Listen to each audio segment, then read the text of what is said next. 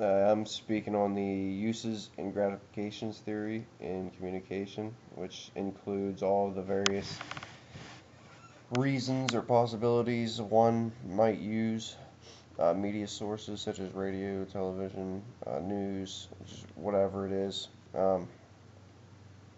It appealed to me because it mentions various reasons why people might use media, and some of the reasons they name in there I feel like I relate to. I use some of them.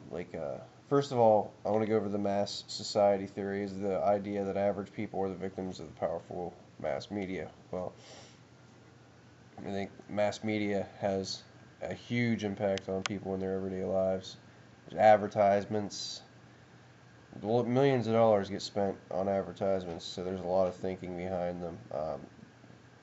The message, the idea of you seeing something several times over, you keep an idea in your head.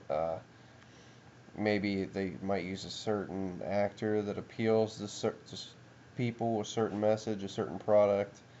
But I really think that the media is a very, very powerful tool that can sway people one way or another. It can be used for good or bad. Overall, I think the mass media is a very, very strong tool. Myself is I use one of the terms within this theory that we learned of was the parasocial interaction, whereby we feel that we know people through only the use of media. Now, for example, I listen to several different radio personalities pretty frequently. One of them would be Pharrell on the Bench. He's a CBS sports radio analyst, sports analyst, and I've listened to him for about over a year now. And listening to him, most of the he's on Monday through Friday, 10 p.m. 2 a.m. And after listening to his show dozens and dozens and dozens of times, you kind of pick up on his mannerisms, the way he acts, the way he talks, the way he thinks, the way he conducts himself, and you kind of feel like almost you almost know him as a media, so not as a person. I mean, you don't know anything about him personally, but you know him as a radio personality and what you're going to get. And I think that's the thing with a lot of radio hosts.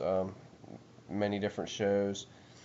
If you listen to them enough, you almost feel like you get to know them a little bit, but not on a personal level, but on a professional, immediate level, in terms of what sort of news they're offering to you.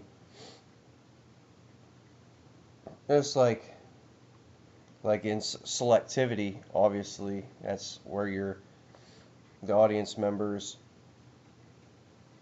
use media reflects their personal interests. Like that's the reason why I listen to the radio shows that I listen to. They reflect on my interests. Like the Pharrell on the Bench is one. It's sports related, so I'm very into that. There's the DA show, which is a same CBS Sports Radio. It's another sports affiliated talk show, which is piques my interest again. And then there's also the um, there's Coast to Coast AM. George Norrie, he speaks during midnight hours, and that also piques my interest. So that's some of the reasons why I use media. Is really it just reflects my interest. It's something that I enjoy, and it's kind of stimulating for me. It's like a source of news information that I can if I missed something, I can go there. And it's not like and the thing about the talk radio shows is they're always live. So if there's like an update on something, you can always expect to go to that source and get an immediate response if needed.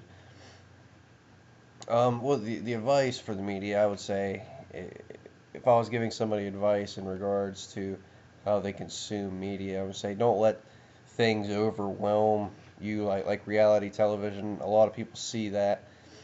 A lot of people see on commercials they'll depict like a certain person, a certain female body type, and then they'll advertise a certain product, and people will see that advertisement, and they'll look at the female and the product, and they'll kind of get the wrong assumption that that's like the average woman or the average body type or the average just whatever. And kind of, I think media can mislead people a lot of ways.